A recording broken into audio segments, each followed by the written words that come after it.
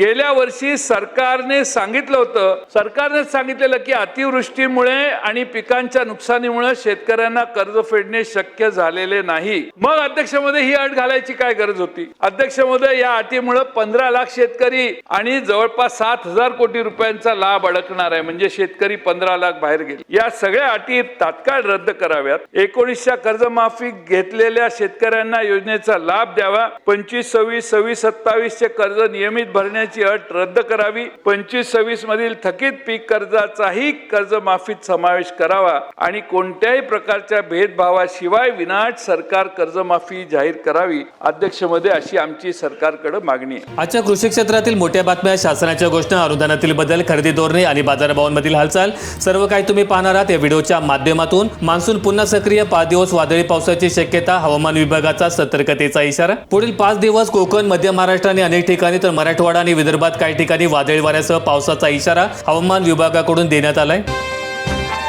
America Iran युद्ध पुन्हा भडकलं। Trump यांच्या धमकीनंतर इराणचे कुवेत आणि बहरीनमधील अमेरिकन तळांवर क्षेपणास्त्र हल्ले। अमेरिकेचे राष्ट्राध्यक्ष डोनाल्ड ट्रम्प यांनी समाज माध्यमांवर इराणला थेट लष्करी कारवाईची धमकी दिल्यानंतर एका तासातच इराणने कुवेत आणि बहरीन येथील अमेरिकन लष्करी तळांवर क्षेपणास्त्र आणि ड्रोनचा अक्षरशः वर्षाव केला। 10 जुलैपासून श्री विठ्ठलाचं VIP दर्शन बंद, आषाढी वारीची तयारी सुरू, समन्वय ठेवून काम करण्याची पालकमंत्र्यांची सूचना। श्री विठ्ठल रुक्मिणीच्या दर्शनासाठी लाखो वारकरी आणि भाविक येतात। त्यांना आषाढी वारी काळामध्ये कमी वेळेमध्ये आणि सुलभपणे दर्शन व्हावं यासाठी 10 जुलैपासून VIP दर्शन बंद ठेवण्यात येणार असून मंदिर परिसरामध्ये नो व्हेइकल झोन करण्याचा निर्णय घेण्यात आलाय। जल जीवन मिशनच्या कामाला गती मिळणार, राज्य सरकारकडून हजारो कोटींचा निधी, मात्र केंद्र शासनाने अटी घातल्या। जल जीवन मिशन योजनेसमोर गेल्या काही महिन्यांपासून निधीची अडचण निर्माण झाली असताना राज्य शासनाने स्वतःच्या तिजोरीमधून हजारो कोटी रुपयांचा आगाऊ निधी उपलब्ध करून कामाची गती मात्र कायम ठेवलेली आहे। पाऊस नाही, एल निनोमुळे थंडीची देखील प्रतीक्षा, पावसाचा वेग कमी करून हिवाळ्यातही जाणवणार उष्णजळा। एल निनो हा पॅसिफिक महासागरातील हवामानाच्या घटनेमुळे होतोय, ज्यामुळे समुद्राचं पाणी सतत गरम होतंय। त्याचा सर्वाधिक परिणाम भारतीय उपखंडात येणाऱ्या मान्सूनवर होतोय। यावेळी भारतामध्ये मान्सूनचा पाऊस शिगेला असताना जुलै ते सप्टेंबर या काळामध्ये एल निनोचा सर्वाधिक प्रभाव पडण्याची शक्यता वर्तवण्यात येते। तसंच या एल निनोचा प्रभाव फेब्रुवारी 2027 पर्यंत राहण्याची अपेक्षा आहे। संत्रा उत्पादक पीक विम्यापासून वंचित, मुदत संपल्यानंतर शासन निर्णय आला, नियोजन कोलमडलं। हवामानावर आधारित फळपीक विमा योजना यंदा शासनाच्या नियोजनातील विलंबामुळे वादाच्या भोवऱ्यात अडकली। मृगबहार संत्रा पिकासाठी विमा भरण्याची अंतिम मुदत 14 जून 2026 रोजी संपली। यवतमाळ जिल्ह्यात पावसाची दमदारी एंट्री, 24 तासामध्ये 8.9 मिलीमीटर पाऊस, कुठे अतिवृष्टी तर कुठे थेंब देखील नाही। 23 जून पासून पावसाला सुरुवात झाली खरी, पण अजून देखील काही तालुक्यामध्ये पावसाची टक्केवारी मात्र अत्यल्प आहे। मात्र कुठे काही अतिवृष्टी झाल्यामुळे पूर येऊन जमीन देखील खरडून गेल्यात। दरम्यान रविवारच्या अहवालानुसार उमरखेड तालुक्यामध्ये उमरखेड आणि विडूळ येथे 88 मिलीमीटर पावसाची नोंद झाली, तर दुसरीकडे वणी, मारेगाव, झरी, जामणी, केळापूर, घाटंजी, राळेगाव येथे पावसाचा थेंब देखील नव्हता। यवतमाळ जिल्ह्यात निकषात बसणारे 85,000 शेतकरी सुद्धा जाचकटीच्या जाळ्यात। कर्जमाफीची पहिली पात्र लाभार्थी यादी 5 जुलैला मोठ्या कटोतीची शक्यता। जिल्हा मध्यवर्ती बँकेच्या 1,30,000 थकबाकीदार शेतकऱ्यांपैकी 85,000 शेतकरी तारखेच्या निकषामध्ये बसणारे आहेत। उजनी धरणातील गाळ काढण्यास प्रायोगिक तत्वावर मान्यता मिळाली, लवकरच ई निविदेचा देखील कार्यवाही। गाळ स्वतःहून वाहून नेल्या शेतकऱ्यांना रॉयल्टीमधून सूट। गाळाचा वापर शेतीची सुपीकता वाढवणं सोडून इतर नर्सरी, भराव, विटा तयार करण्यासाठी केला तर त्याला रॉयल्टी आकारली जाणार नाही। कापूस लागवडीचा टक्का देतोय उत्पादन घटण्याचे संकेत, 83% क्षेत्र लागवडीविना। यावल, जामनेर आणि भुसवळीमध्ये अल्प पेरणी।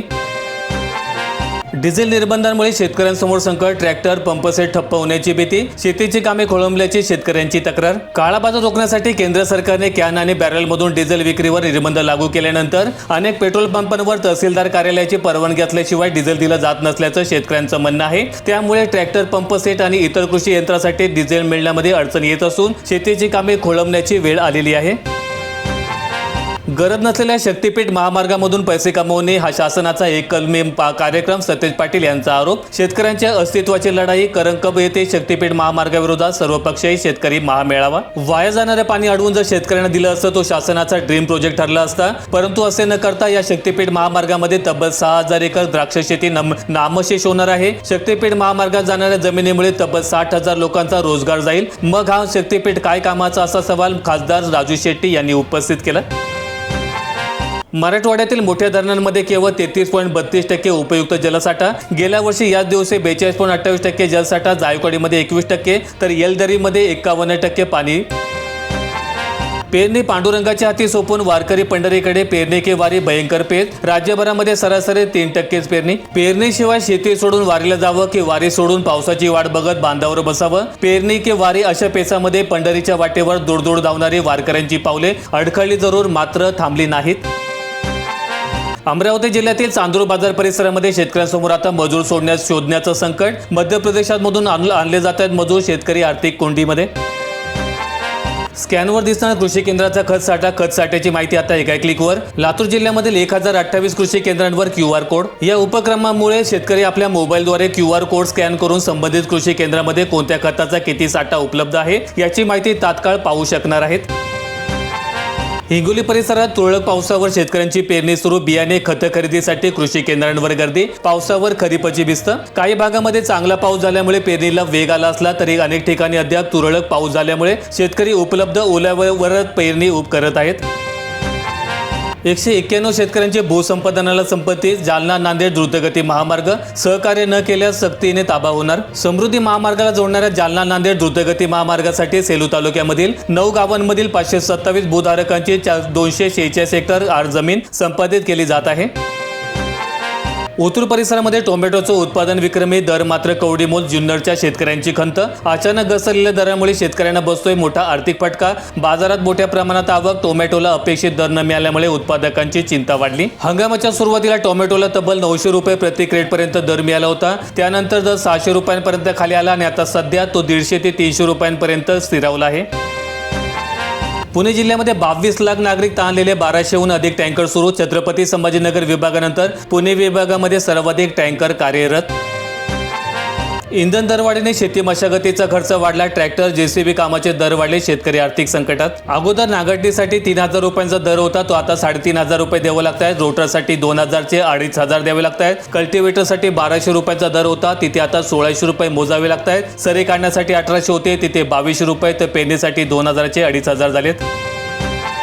सोलापूर जिल्ह्यातील माड्यामध्ये रोजगार हमी योजनेतून 3 वर्षांमध्ये 841 पैकी 509 विहिरी अपूर्ण. रोयो कार्यालयाकडे लाभार्थ्यांच्या चक्रा सुरू. 95 विहिरींपैकी चालू वर्षामध्ये केवळ 3च विहिरींची कामे सुरू.